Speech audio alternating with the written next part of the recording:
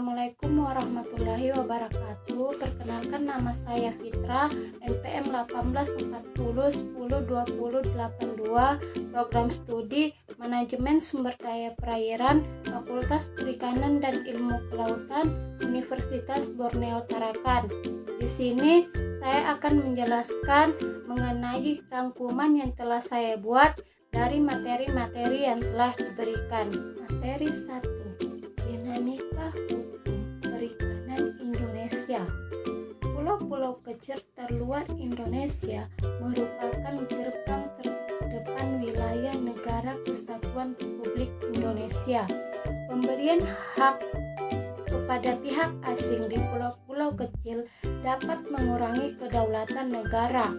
Untuk memberikan kesejahteraan bagi penduduk lokal, bangsa Indonesia kini menghadapi permasalahan, yaitu pencurian ikan oleh negara asing, dan terdapat isu dalam pembangunan perikanan yang perlu mendapatkan perhatian dari semua pihak terkait dengan pembangunan perikanan, yaitu illegal fishing, kemudian mengakibatkan kerugian negara karena pihak yang menyelundupkan ikan dan lobster tersebut tidak membayar pajak kepada negara. Materi kedua, perselisihan atau pelanggaran terhadap wilayah laut NKRI oleh negara-negara asing.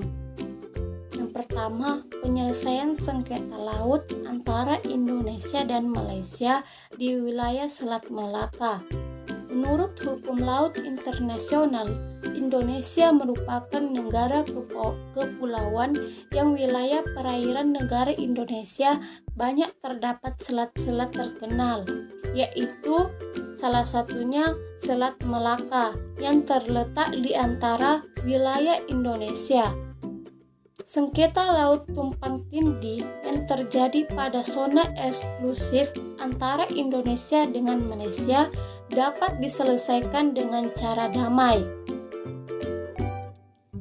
di mana menggunakan UNCLOS 1982 atau biasa disebut Konvensi Hukum Laut Internasional Indonesia dan Malaysia yang telah menjadi anggota PBB. Yang kedua, pencurian ikan oleh kapal asing di wilayah teritorial dalam perspektif hukum positif Indonesia. Pembangunan perikanan yang perlu mendapatkan perhatian dari semua pihak, baik pemerintah, masyarakat, maupun pihak-pihak lain terkait dengan pembangunan perikanan, yaitu illegal fishing, yang tidak hanya menimbulkan kerugian bagi negara, tetapi juga mengancam kepentingan nelayan dan pembudidaya ikan. Ketiga, konflik dengan negara Indonesia dengan Cina di Natuna tahun 2016, di mana konflik antara pemerintah Indonesia dengan Cina terjadi lantaran ada kapal ikan ilegal asal Cina masuk ke perairan Natuna, sehingga terjadi pelanggaran di mana dilakukan oleh kapal Coast Guard Cina terhadap kedaulatan dan yurisdiksi di sea dan landas kontinen. Kedua pelanggaran ini di mana dalam upaya penegakan hukum oleh otoritas Indonesia dan landas kontinen. Selain itu, pelanggaran yang terjadi antara Indonesia dan Malaysia, yaitu perubahan nama Laut Cina Selatan menjadi Laut Natuna Utara. Peta baru tersebut menitikberatkan pada pembatasan laut Indonesia dengan nama lain, yaitu Cina Selatan diganti menjadi Laut Natuna. Keempat, kasus pelanggaran wilayah Republik Indonesia dengan Malaysia, di mana terjadi pelanggaran di mana tentara Malaysia masuk ke Nunukan tanpa menggunakan paspor, sehingga tentara Malaysia tersebut ditangkap oleh aparat di Pelabuhan Sungai Nyamuk, Kecamatan Sebatik Timur, Kabupaten Nunukan. Materi 3. Pola distribusi urusan pemerintah daerah pasca berlakunya Undang-Undang Nomor 23 Tahun 2004 tentang Pemerintahan Daerah. Bergulirnya kebijakan desentralisasi di Indonesia secara demokratis dimulai pada tahun 1999 dengan dilahirkannya kebijakan perihal otonomi bagi daerah melalui Undang-Undang Nomor 22 Tahun 1999, di mana undang-undang ini dipercayai memiliki semangat menggusung paham demokrasi bagi daerah, sehingga sering disebut sebagai salah satu regulasi desentralisasi yang demokratis.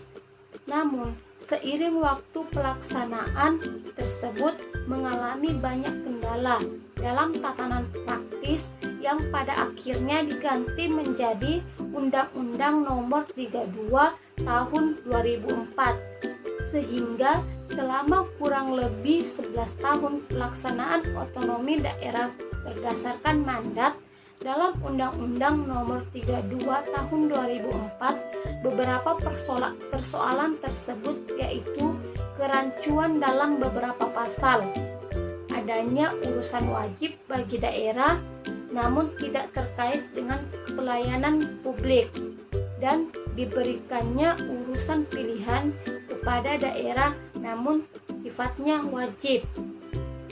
Desentralisasi merupakan salah satu proses penyerahan wewenang kepada daerah agar dapat menjalankan fungsi dan perannya secara mandiri. Desentralisasi pada dasarnya melibatkan adanya transfer kewenangan politik, administrasi, dan keuangan dari pemerintah pusat kepada daerah. Isu utama dalam konsep delegasi dan devolusi terkait bagaimana menyeimbangkan antara kepentingan pusat dan daerah. Undang-Undang Nomor 32 Tahun 2004 mengatur bahwa urusan pemerintah secara prinsip bersumber dari kekuasaan pemerintah yang dimiliki oleh presiden sebagaimana diatur dalam Undang-Undang Dasar 1945. Urusan-urusan yang sifatnya konkret dalam Undang-Undang Nomor 32 Tahun 2004 dapat dikatakan sebagai urusan yang sifatnya wajib diberikan kepada masyarakat dan sifatnya merupakan pelayanan dasar. Kerancuan dalam Undang-Undang Nomor 32 Tahun 2004 adalah pengaturan mengenai urusan pemerintah yang mungkin belum muncul dalam undang-undang tersebut, namun perlu diatur baik oleh pemerintah. Urusan pemerintah pilihan dan banyaknya peraturan yang diciptakan pada saat Undang-Undang Nomor 32 Tahun 2004 berlaku amat sulit untuk diubah dalam waktu yang singkat. Pelaksanaan desentralisasi sepertinya membawa manfaat bagi masyarakat di daerah dan diberikan ruang gerak yang lebih leluasa kepada daerah untuk melaksanakan tugas dan fungsinya. Materi 4. Pengembangan penilaian berbasis kearifan lokal, sebuah pendekatan sosial legal analisis. Pengembangan Pengembangan nelayan melalui penguatan kearifan lokal yang masih hidup di tengah masyarakat merupakan salah satu syarat pemberdayaan nelayan. Karena sistem budidaya, ekologi, dan mata pencarian adalah salah satu mata rantai kehidupan. Sistem tata kelola pemerintah yang pada hukumnya diadopsi melalui Undang-Undang Nomor 23 Tahun 2014 tentang Pemerintahan Daerah serta Undang-Undang Nomor 6 Tahun 2004 tentang Desa. Kegagalan pembangunan sektor kelautan dan perikanan di masa Orde Baru diakibatkan oleh beberapa hal.